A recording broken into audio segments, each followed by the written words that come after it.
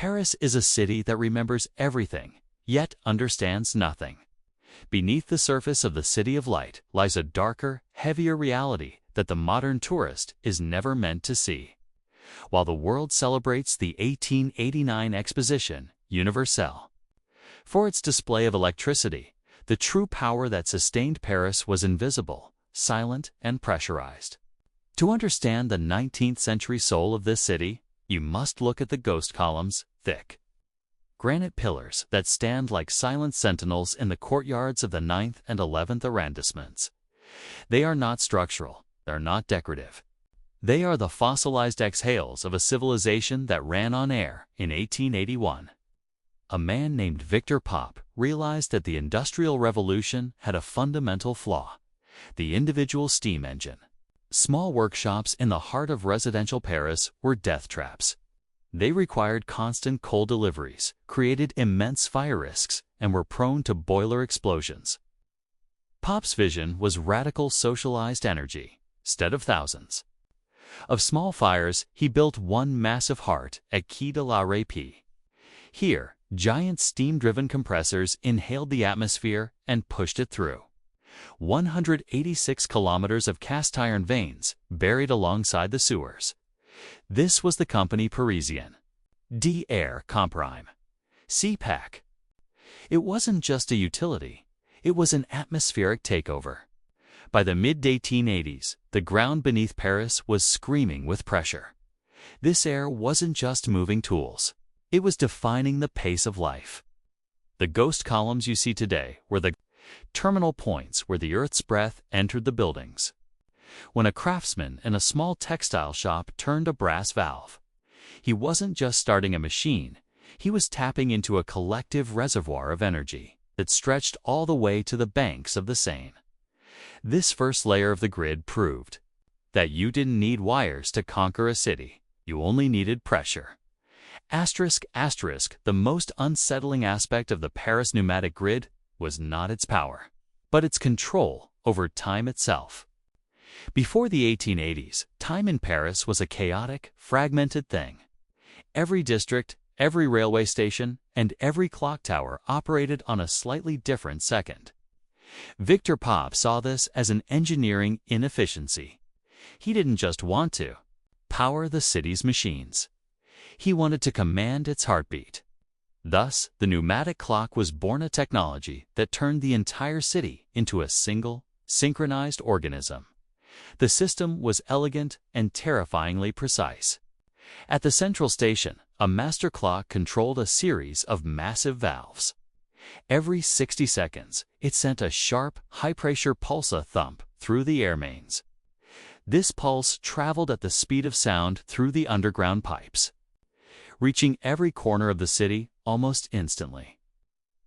In government offices, schools, and on street corners, thousands of clocks were fitted with small pneumatic bellows. Every minute, the pulse would physically push the minute hand forward by exactly one notch. This was the first networked time in human history. By 1900, over 8,000 clocks in Paris were slaves to this single atmospheric heartbeat.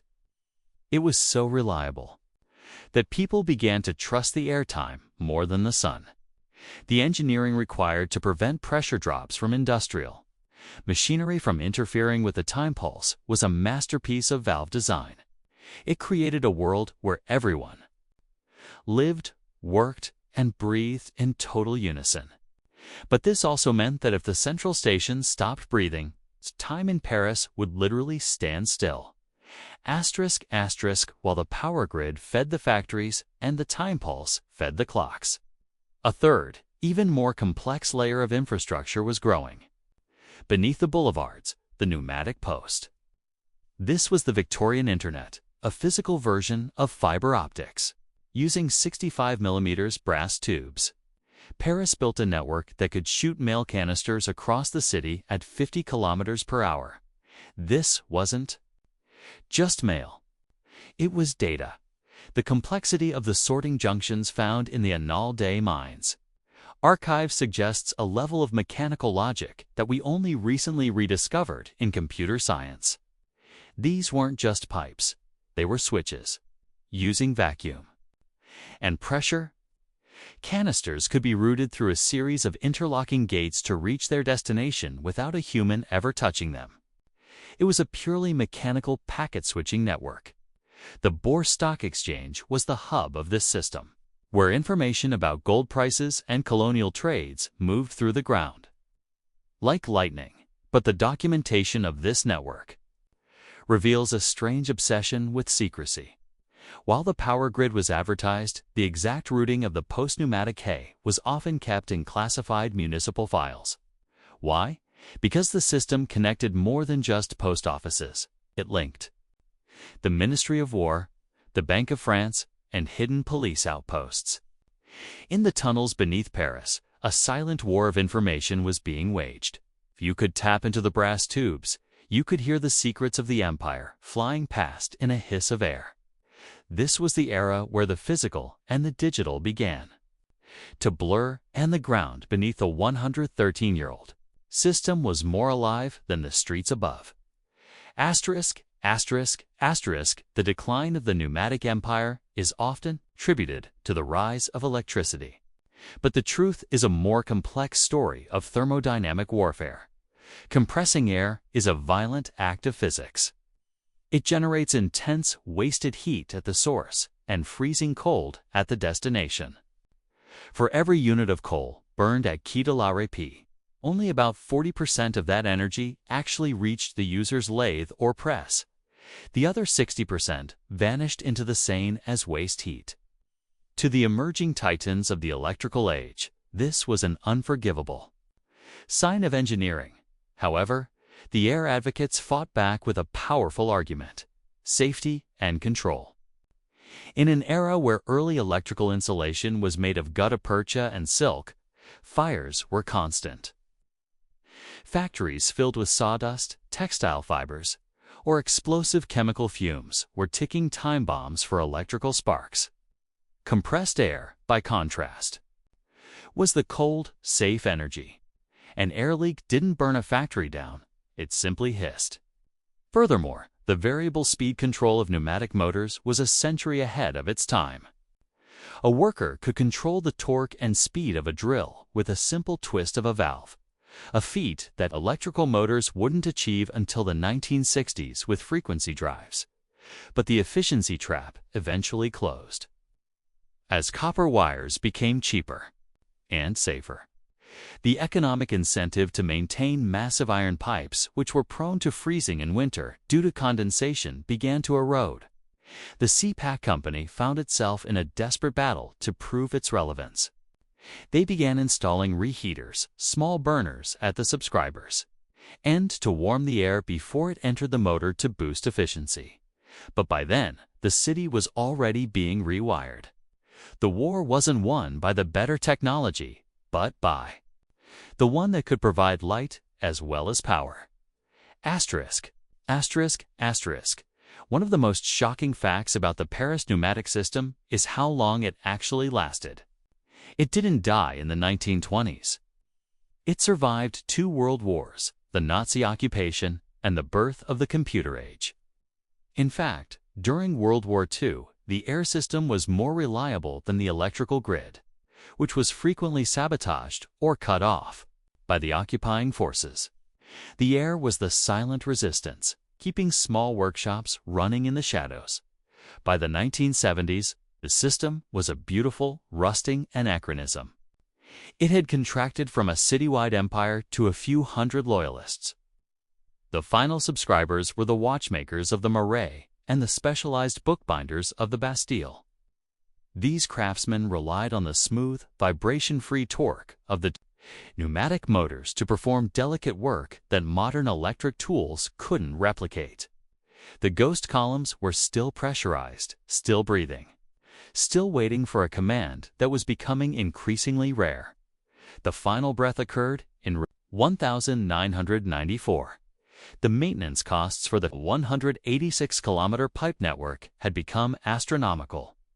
The city of Paris finally refused to renew the contracts.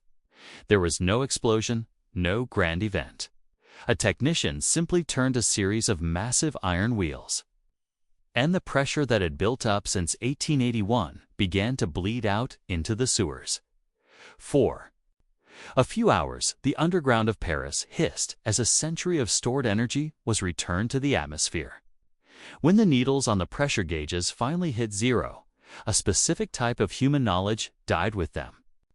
The era of the pneumatic man was over. Asterisk, asterisk, asterisk today. The 186 kilometers of cast iron mains are still there. They were never dug up. To excavate them would mean tearing up the foundations of the most expensive real estate in the world. Instead, they are capped and forgotten. They run alongside the fiber optic cables of the 21st century, two different eras of streaming technology, one made of light and the other made of air, resting side by side in the dark.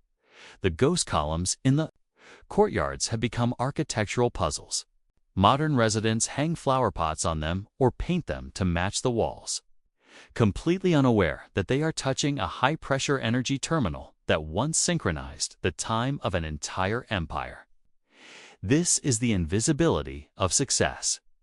When a technology works perfectly for 100 years, it becomes part of the background, like the air itself. And when it finally stops, we forget it ever existed within a single generation. But researchers are beginning to look at the Paris model again.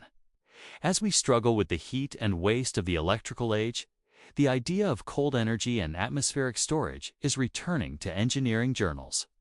The forgotten blueprints of Victor Pop are being scanned and studied.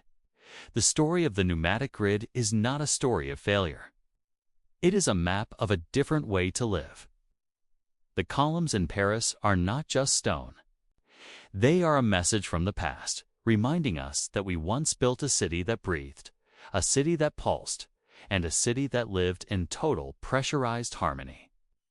The pipes are empty, but the resonance of that 113-year exhale still waits for someone curious enough to turn the valve.